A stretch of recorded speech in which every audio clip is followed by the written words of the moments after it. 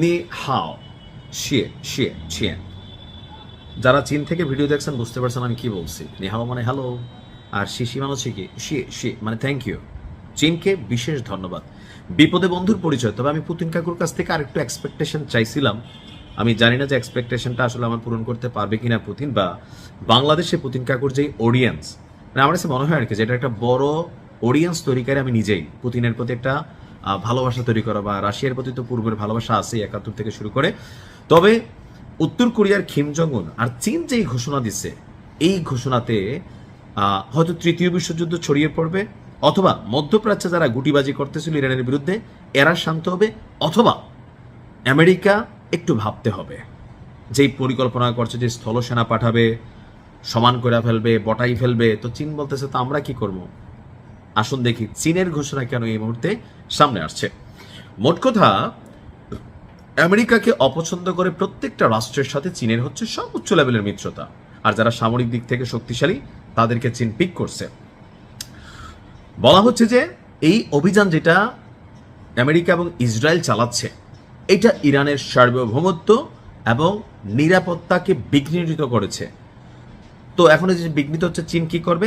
চীনের বক্তব্য হচ্ছে ইরানের সার্বভৌমত্ব এবং নিরাপত্তা রক্ষায় তেহরানের পাশে নিজেদের অবস্থান প্রকাশ করেছে যে আমরা সাথে আছি।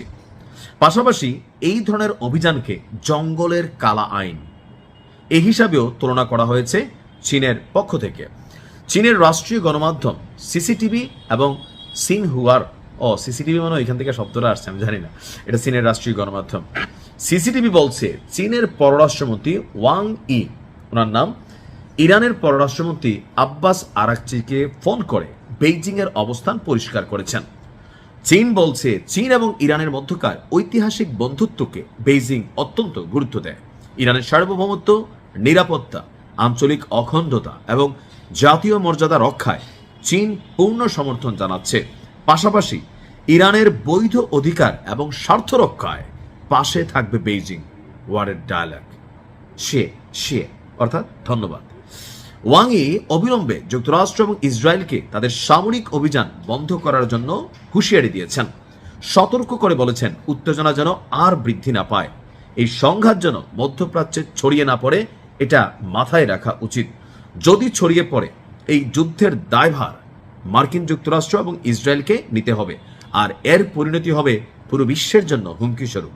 চীন তার বন্ধুত্বের প্রতি সম্মান জানায়, বন্ধুর নিরাপত্তা স্বার্থ রক্ষায় চীন সবসময় পাশে থাকবে। এই ডায়লগগুলা এখন চীনরা হালকা নিয়েন না। মার্কিন যুক্তরাষ্ট্রের পরে সারা পৃথিবীকে যদি কেউ লিড করে এটা হচ্ছে চীন। ব্যবসা বাণিজ্য, টাকা পয়সা, বিনিয়োগ, আমরা যে ওয়ার্ল্ড ব্যাংক, এডিবি সেডিবি, চীন একলাই ভাই একটা চিডিবি চালায়, হ্যাঁ, চায়নারা বিভিন্ন দেশে আপনার বিনিয়োগ করে হিউজ টাকা পয়সা, এবং কি সামরিক দিক থেকেও বিশ্বের সবচেয়ে বড় সেনাবাহিনী কার? চীনের।